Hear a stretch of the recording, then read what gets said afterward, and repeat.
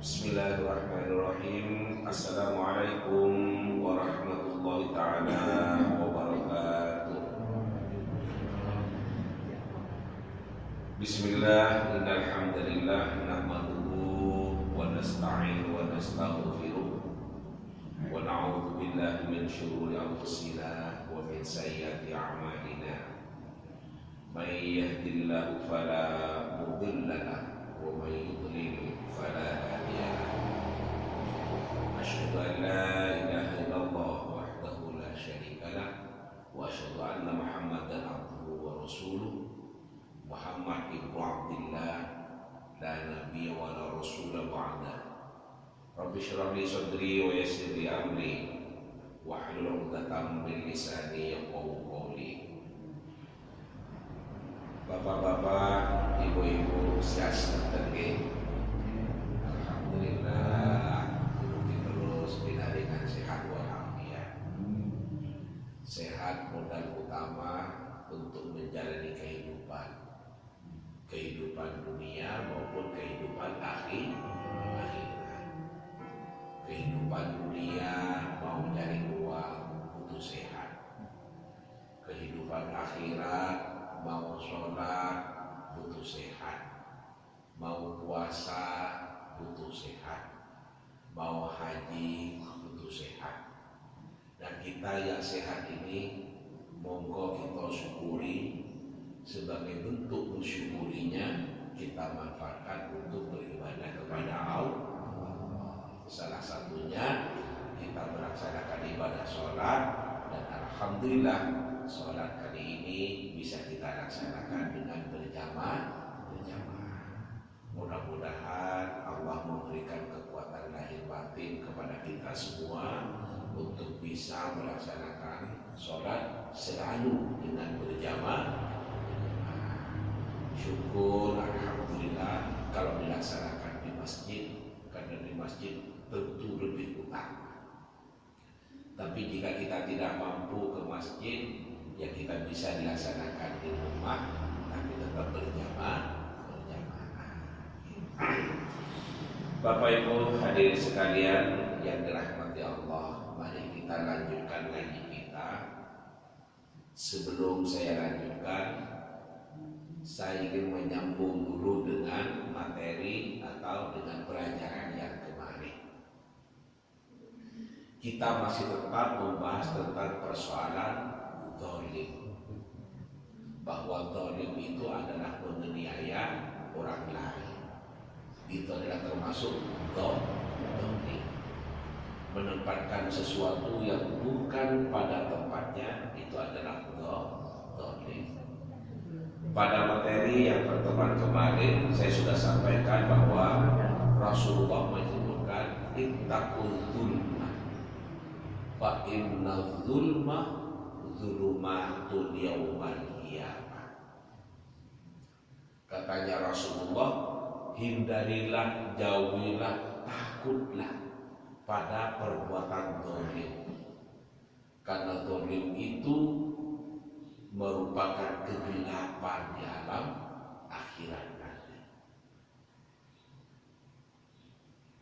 Orang yang gelap itu kan bingung, mau ke depan tidak mendapatkan arah, mau mundur, mau kemana, gelap. Ibarat kita berada dalam gua, mau berjalan takut natap, mau mundur takut semakin jauh.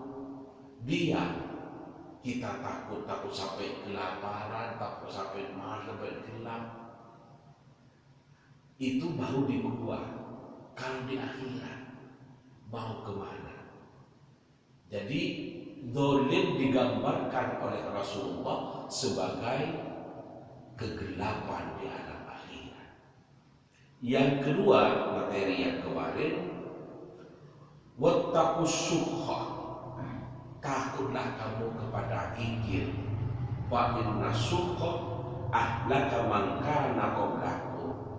Sesungguhnya perbuatan gigil itu membuat orang-orang sebelum kamu telah binasa. Orang-orang sebelum kamu menjadi binasa, kata Rasulullah akibat perbuatan kikir. Kenapa kok kikir itu bisa menjadi binasa? Karena kikir ini menciptakan banyak hal.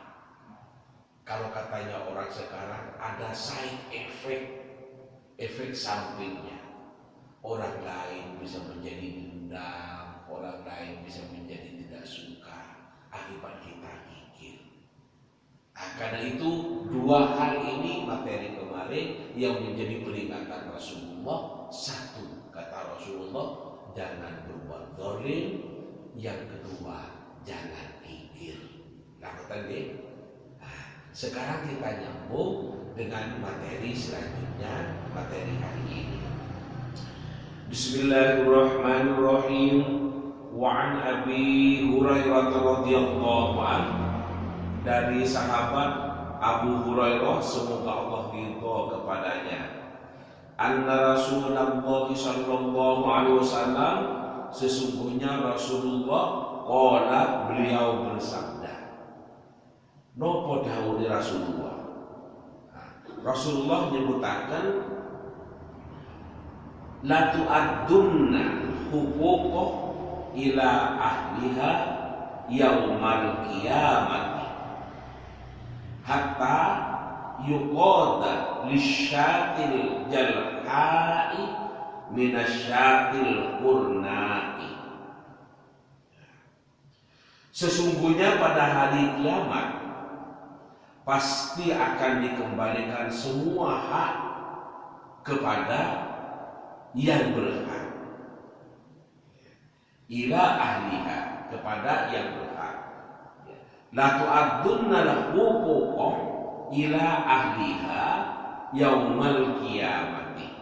Sesungguhnya pada hari kiamat itu pasti akan dikembalikan semua hak kepada yang berhak. Oke, kalau lanjutkan, hatta yuqada lisyatil jalha'i minasyatil qurnai, sehingga kambing yang tidak bertanduk karena ditanduk oleh kambing lain, maka diberi hak untuk membalas pada kambing yang bertanduk itu.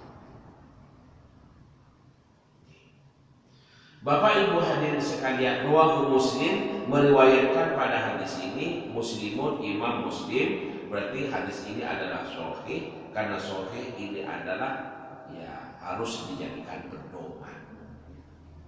Kalau hadis dhaif itu ulama masih beda pendapat. Tapi kalau hadis sahih pasti untuk dijadikan pedoman. Apa maksudnya dari hadis ini? Kandungan dari hadis ini apa? Hadis ini adalah memberikan pelajaran bagi kita semua bahwa keadilan Allah di akhirat itu adalah ditegakkan dengan seadil-adilnya. Sampai dalam hadis ini, jika ada kambing tarung sesama kambingnya yang berakibat tanduknya itu lepas, nopo tanduknya? Paham tanduk kan gitu? Non? Sungguh gitu. Oke. Yang di kepalanya itu kan ada yang keras luar itu, sebelahnya telinga itu, sebelahnya kuping, ikut tanduk. Tarung sama kambingnya, sama-sama hewannya. Karena pertarungannya sangat sengit sampai lepas, ditanduk oleh yang satunya. Kemudian dalam hadis ini sesungguhnya pada hari kiamat, kata Rasulullah, pasti akan dikembalikan semua hak pada haknya, sampai kepada kambing yang kehilangan tanduknya akibat ditanduk oleh kambing lain, maka kambing yang satunya itu yang kehilangan tanduknya akan menuntut dan harus mengembalikan yang menandu itu kepada kambing yang ditandu. Itu kambing. Nah, menurut saya hadis ini adalah sebuah gambaran yang menunjukkan di akhirat itu sebuah pengadilan yang ditegakkan dengan seadil-adilnya. Sampai pada binatang yang menzalimi binatang lainnya, kambing lainnya ditanduk oleh kambing satunya, maka kambing yang ditanduk sampai lepas tanduknya itu berhak untuk menuntut kepada kambing yang menanduk sampai kambing satunya kehilangan tanduknya. Ini baru binatang, apalagi kepada manusia. Nah, oleh sebab itu maka kandungan dari hadis ini, kita tidak boleh menzalimi orang lain, bukan sekedar perbuatan dosa, tapi kita juga mempertanggungjawabkan di alam akhirat. Nanti kita harus bertanggung jawab terhadap perbuatan zalim yang kita lakukan pada orang lain. Karena itu maka perbuatan dosa di dalam Islam itu ada hakullah, ada hakul adami. Ada hak Allah, ada hak manusia. Kalau kita berdosa kepada Allah, kita sujud kepada Allah, kita berdoa kepada Allah dengan memohon ampunan yang tulus, menyesal atas perbuatannya, berjanji untuk tidak berbuat dosa lagi, insya Allah Allah akan mengampuni dosa kita, Allah akan mengampuni kesalahan kita. Karena Allah memang Ghafurur Rahim, Maha Pengampun, Zat Sang Pemberi ampunan. Tetapi jika menyangkut hakul adami, yakni hak kepada sesama manusia, Allah tidak akan mengampuni sebelum kita meminta ampun kepada orang yang kita zalimi itu. Oleh sebab itu maka sebelum kita dipanggil oleh Allah agar terampuni dosanya, jika kita pernah berbuat zalim, harus meminta ampun kepada orang yang pernah kita zalimi. Iya, orang yang kalau pernah kita zalimi itu adalah dekat dengan kita, kalau jauh. Oleh sebab itu berhati-hati. Berhati-hati. Lebih-lebih kita nanti 2024 itu adalah masa pemilihan. Pemilihan DPR, DPRD, pemilihan DPR, DPR RI, pemilihan presiden dan seterusnya. Kadang kita membuat konten-konten yang kuat katanya orang sekarang, atau bahasa agama memfitnah, diberitakan dengan berita-berita yang jelek, tujuannya jika dipilih uang, dikuntuso dosa. Kalau misalnya calonnya si A, nyalon presiden, orangnya tinggal di Jakarta, kita zalimi, kapan kita akan minta maaf? Sementara kita berdosa. Karena itu, ayo jangan menzalimi orang lain, karena perbuatan menzalimi orang lain adalah dosa besar. Tidak boleh menzalimi orang lain. Mungkin yang dizalimi, aku dizalimi, tapi doanya orang yang dizalimi itu adalah makbul. Salah satu doa yang mustajab itu adalah doaul mazlum, doanya orang yang terzalimi.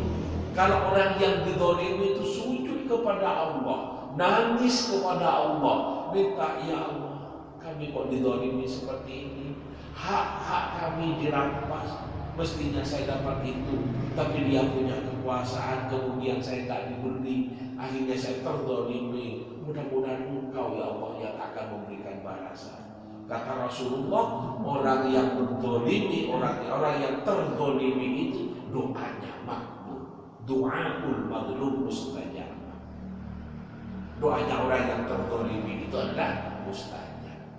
Karena itu, ini adalah sebuah pelajaran dari Nabi agar kita jangan menzalimi orang lain. Nah, Saya sambung dengan hadis yang berikutnya ini karena ini ada hubungannya. Bismillahirrahmanirrahim. Yang berikutnya ini diriwayatkan oleh Siti Aisyah. Wa an Aisyah radhiyallahu anha anna Rasulullah sallallahu alaihi wasallam. Dari Siti Aisyah, seperti yang kita ketahui, Siti Aisyah adalah istrinya Rasulullah.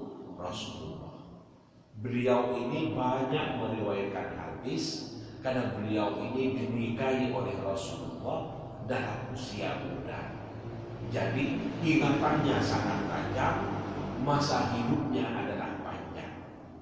Nah, kalau istri pertama itu kan Siti Khadijah kan dinikahi oleh Rasulullah umurnya sudah 40. Beliau Siti Khadijah wafat lebih awal dari Nabi. Sehingga banyak hadis-hadis yang tidak mungkin diriwayatkan karena beliau sudah wafat. Nah, Rasulullah menikah dengan Siti Aisyah ini usianya muda dan beliau ini wafat jauh setelah Rasulullah wafat. Nah, sebagai istri kan lebih banyak berkumpul dengan suami sehingga banyak meriwayatkan hadis-hadis karena beliau ini masih muda, ikatannya tajam, kemudian dekat dengan Rasulullah sehingga banyak mengetahui tentang sabda-sabda Rasulullah. Qala, beliau bersabda, apa kata Rasulullah? Man zalama kita shibrin minal ardi tuwiquhu min sab'i aradin. Man zalama kita shibrin minal ardi tuwiquhu min sab'i aradin. Muttafaqun alaih. Artinya, man zalama, barang siapa yang berbuat zalim, kita shibrin minal ardi, walaupun sejengkal tanah,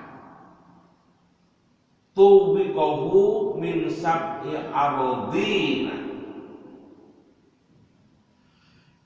itu akan dikandungkan. Itu apa? Tanah itu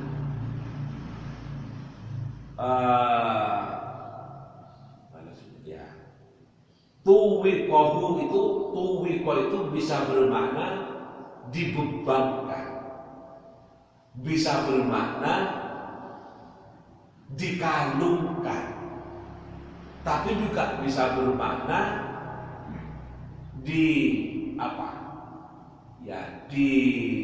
dibebankan atau dikalungkan, dibebankan atau dikalungkan.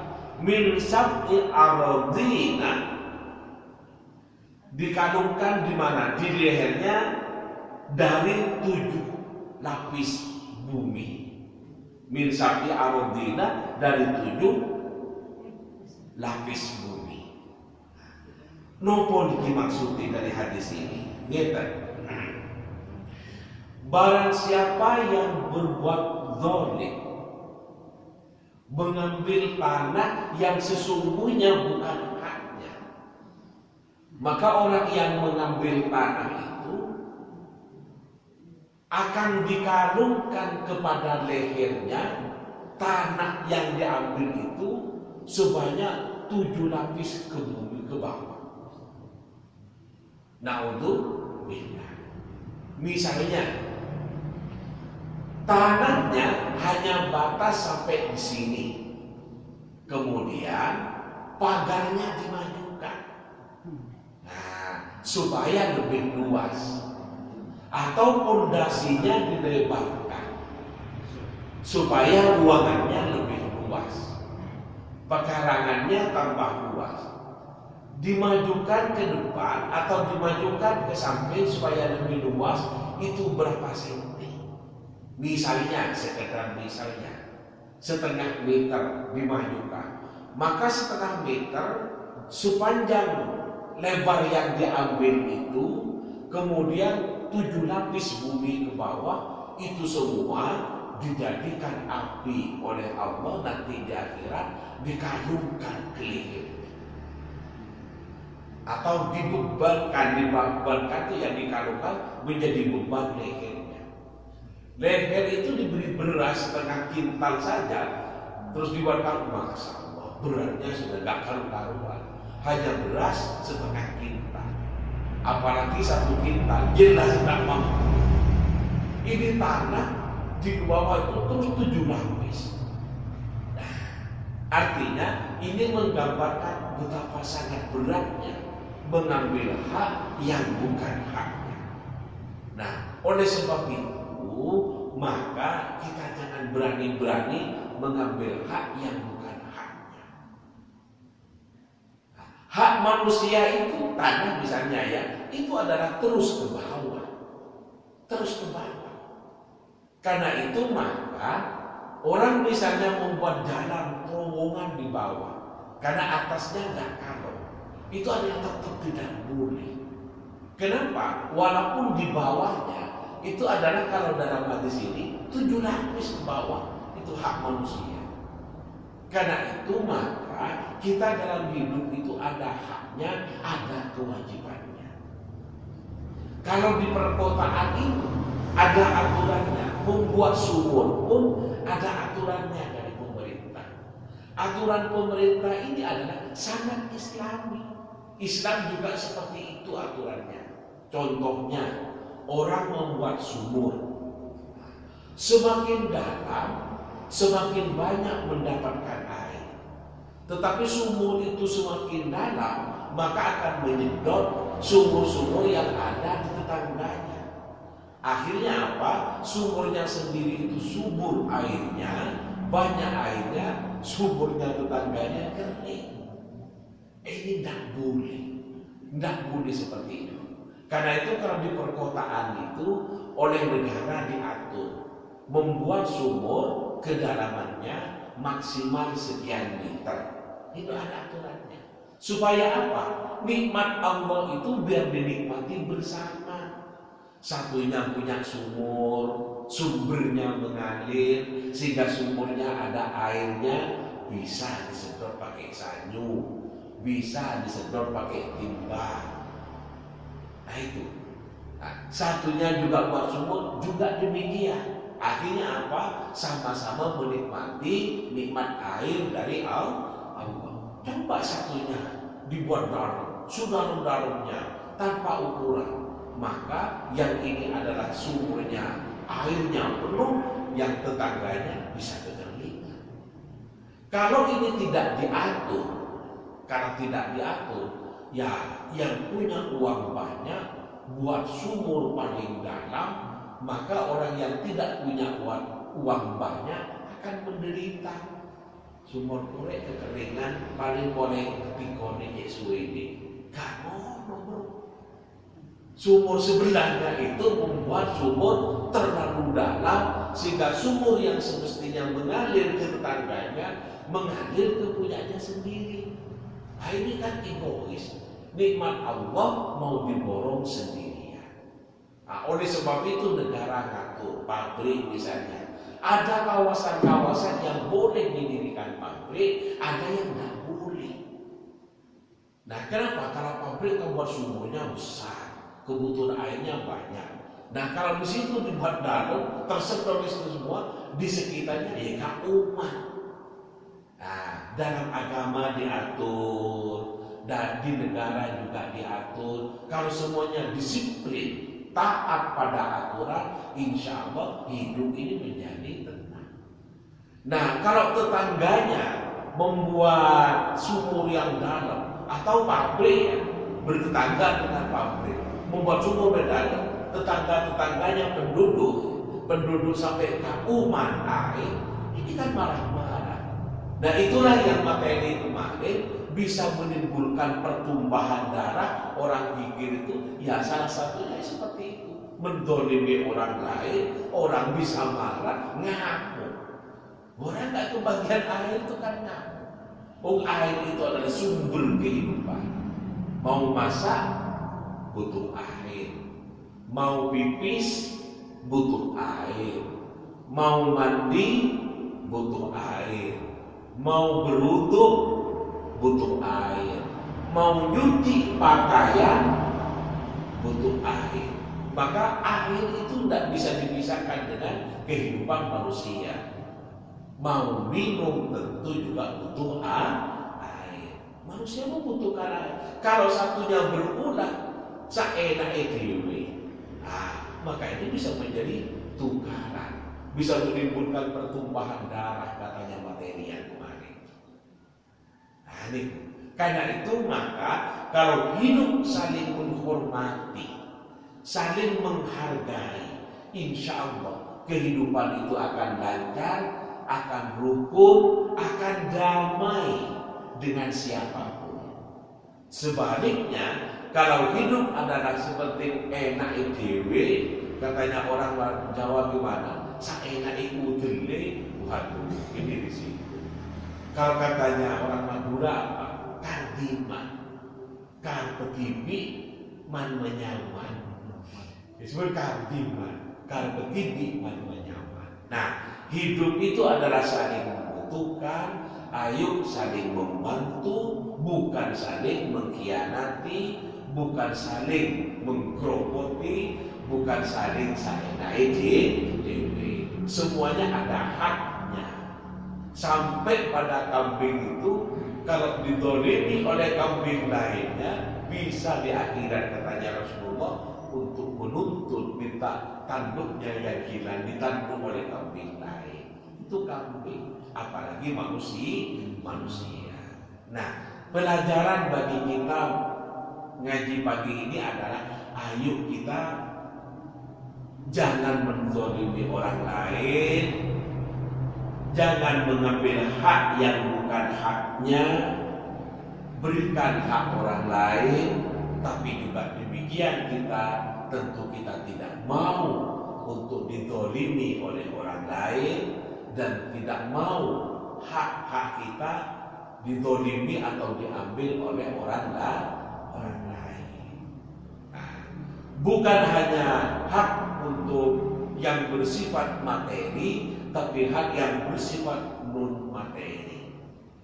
Kalau kita kerja di kantor, ada staf dalam satu ruangan bawah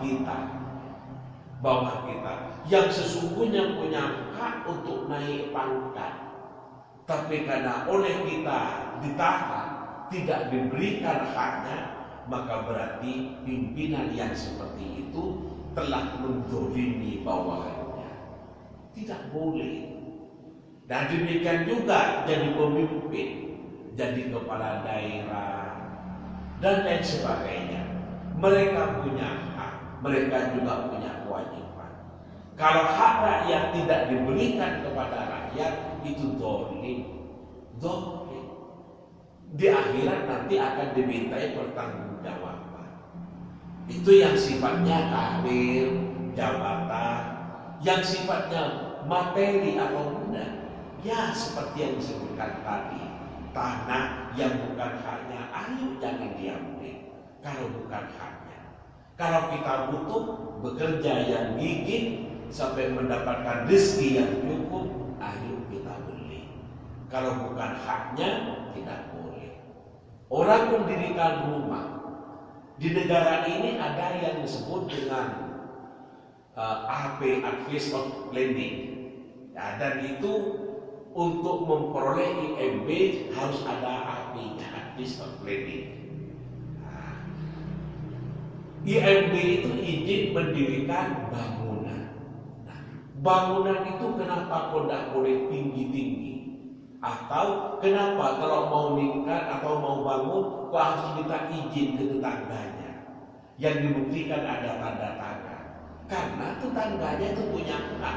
Semakin tinggi bangunannya, nah, maka hak untuk memperoleh cahaya matahari kan terkurangi. Mestinya pagi dapat cahaya matahari, akhirnya nggak dapat karena ketutupan bangunan yang tinggi. Ada aturannya di negeri ini. Nah, karena itu maka harus minta izin ke tetangganya. Kalau boleh oleh tetangganya, silakan dibuat tingkat. Dan membuat tingkat itu pun ada aturannya maksimal berapa. Ini adalah dalam rangka untuk saling menghormati. Dalam rangka untuk saling menghormati, bukan hanya karena punya uang bangun paling tinggi, terus yang di sebelahnya nggak diperhatikan dan mendapatkan sinar matahari, nggak boleh. Sinar matahari itu adalah nikmat dari Allah yang diperuntukkan untuk setiap manusia. Setiap manusia memiliki hak untuk mendapatkan nikmat dari Allah. Salah satu nikmat dari Allah adalah cahaya atau sinar matahari. Orang lain tidak boleh merampasnya. Nah, kalau menggunakannya sudah mendapatkan izin, itu boleh. Ya, itu boleh. Loh, kamu kok nikah? Iya, saya sudah dapat izin dari tetangga. Biasanya untuk ngurus IMB, izin mendirikan bangunan, itu mendapatkan tanda tangan dari kanan, kiri, depan, dan belakang. Itu semua dimaksudkan untuk kedamaian, untuk ketertiban, agar rukun. Kalau saling menghargai itu pasti hidupnya rukun. Sebaliknya, kalau yang penting menang-menangan, enak dewe, saenak udele katanya orang Jawa, atau orang Madura yang tadi kardiman, karpetiman menyaman, itu tidak boleh, ya, tidak boleh. Nah, kalau kita saling berada dalam hak kita masing-masing, tidak merampas hak orang lain, insya Allah hidup kita akan menjadi selamat, selamat di dunia, selamat juga di akhirat. Merampas tanahnya orang yang bukan haknya diambil, kemudian tidak ada yang tahu, bisa saja selamat di dunia, tapi di akhirat tidak akan selamat. Mudah-mudahan kita semua dijadikan hamba Allah yang selamat di dunia dan di akhirat. Amin, Allahumma amin. Bapak Ibu, ini saja yang bisa saya sampaikan dalam kesempatan yang singkat ini, dengan harapan mudah-mudahan ada barokah dan manfaatnya. Amin, Allahumma amin. Monggo sareng-sareng kita akhiri dengan ditutup bersama-sama membaca doa kafaratul majlis. Bismillahirrahmanirrahim. Subhanakallahumma wa bihamdika asyhadu an la ilaha illa anta astaghfiruka wa atubu ilaik. Bismillahirrahmanirrahim. Subhanakallahumma wa bihamdika asyhadu an la ilaha illa anta astaghfiruka wa atubu ilaik. Rabbana atina fid dunya hasanah wa fil akhirati hasanah wa qina adzabannar. Amin. Demikian Bapak Ibu yang dapat kami sampaikan. Kurang lebihnya kami mohon maaf. Hadanallahu wa iyyakum ajma'in ila shiratal mustaqim. Wallahul muwaffiq ila aqwamit thoriq. Assalamualaikum warahmatullahi taala wabarakatuh.